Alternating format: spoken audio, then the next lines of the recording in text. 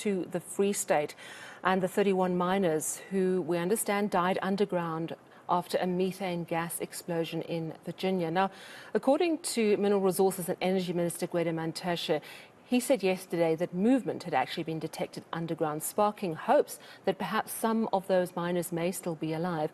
Well, our senior reporter Aviwe Mtila is in the area and he joins us now. Aviwe, good evening and thank you so much for your time. You've been in Virginia and speaking to lots of people concerned, but I think the big question of the hour, is there really a possibility that any of these miners may still be alive?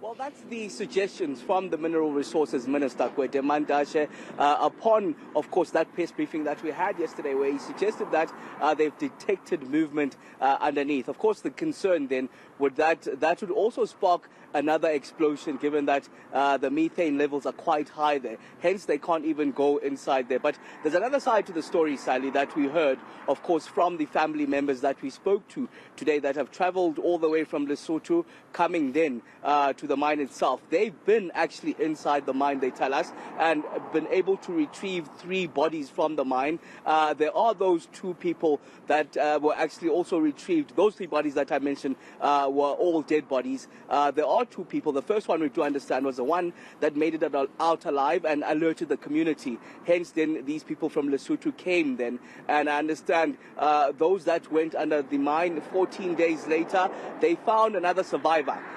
14 days later, Sally. That's another one. We understand both of those survivors are now in Lesotho. But this all happened back in the 17th of May.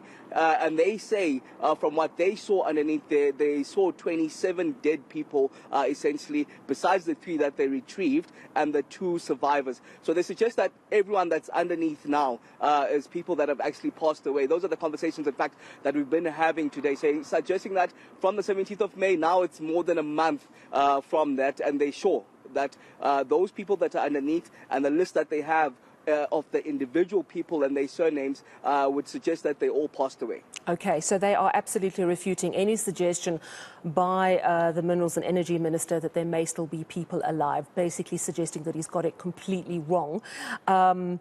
So talk to me then about the retrieval of bodies, because there has been a suggestion to send down some of the illegal miners, the Zamazamas. Clearly, from what you've been telling me now, people have been going underground and have sort of checked that these people were indeed dead, did retrieve someone remarkably who managed to survive underground despite all this that went on. But talk to me about the process of retrieving the bodies, because our authorities are saying, look, it's just frankly too dangerous.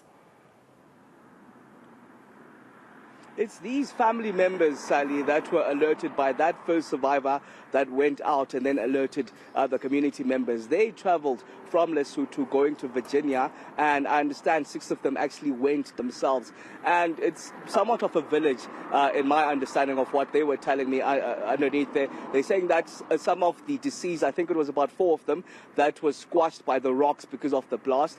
And it's just bodies that were scattered all over there, 27 of the deceased. They managed themselves to take up to the surface. We understand 3 of the deceased, and they actually found 1 more survivor there that had spent at least 14 days there, no food, no water. That person now currently in Lesotho. So they're saying that it's possible, and it's just them that were stopped by security, and we understand the police that even went on to pull the rope that they were using. So they themselves found themselves in a situation where they were actually trapped for at least 4 days, up until there were those conversations between the families and the authorities, and then they were later given back their rope, and that's how then they managed to come up surface again. But the mine then was cordoned off, and it was heavily guarded, so they can't access the mine now, but they're sure that they themselves can actually retrieve those 27 people that they showed us a list of from underneath the Shaft 5 Virginia mine. In fact,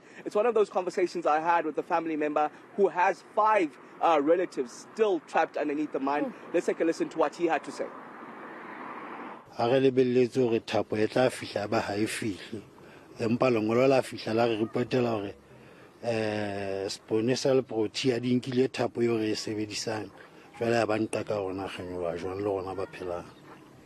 After half a time, ntse khele ka mo ba khela lengwalo ga e tlana ntse kgetsa ka Mantashe ina police station ene ga ba rutile go topo tseo ntse di sa inyolle ka mo ntse di nyollwa ke batho ba bang ba phela jwale le ba bola le bona ke a ba lokolla thapo e tla e fihla re fasa ba bolella gore ntshang batho ba phelang le ditopo. So what is going to be required to get down to retrieve these bodies? I mean, is it feasible at all at this point? Well, it's something that the minister was quite frank on just yesterday. That's Minister Gwede Mantashe, on something that they'll never get, and that's the permission, of course, from authorities. We do understand there have been conversations between the two governments. That's the Minister of Mineral Resources in Lesotho pleading with the Minister of Mineral Resources in South Africa, Gwede Mantashe, to let the very zamazamas that were conducting this illegal mining to go back and retrieve those bodies. But it was a frank no from Minister Gwede Mantashe, saying that he can't be part of allowing criminality to continue. But as you heard from the zamazamas, they suggest that it is possible. It's something that they want to do. But we do understand, of course, there are those ongoing conversations now, and authorities, even including Harmony Gold, in trying to find a way to get around this. Because we do know, for one, this mine, Sally, was never used in the first place. It was acquired by Harmony Gold back in the 1980s. But because of the high methane levels, they weren't able to use it, and they essentially rehabilitated the mine itself without it ever being used. But now it's being these zamazamas that have been using it time and again up until this tragic incident then happened. But let's take a listen to one of those zamazamas, I beg your pardon, family members of the deceased, which suggests that it's possible, it can even be done within 2 days if they do get the required permission.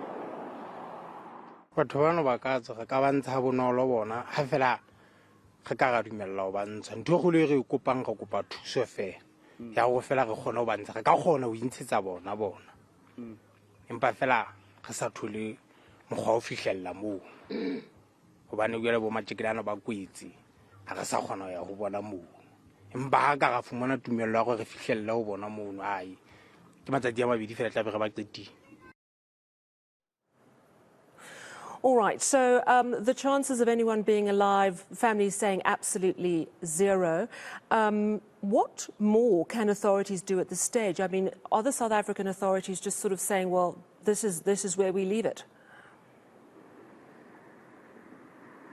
Not necessarily, Sally, but they say that it is going to take a while and it is going to cut deep into their pockets. For one, as I mentioned a bit earlier on, this mine was never used, so there's no infrastructure underneath there to access the mine itself. Secondly, there are these high methane levels underneath there, which of course poses a huge danger and which led, of course, to that blast, which the authorities suggest that it was that methane gas that had a blast. So the options that they're looking at now is accessing that mine from other shafts, because they are surrounded by other shafts. But the bone of contention is now opening up this one shaft that was actually closed down, Sally, which would mean that it would be like opening up another mining activity, which would bring in a lot of money just to access that mine shaft. So it's two bone of contention, well, two big issues that they're faced with. And of course, it is the methane levels, and then it's also the money side of things, Sally, that is putting the burden on the side. Hence, the Minister of Mineral Resources, Gwede Mantashe, says that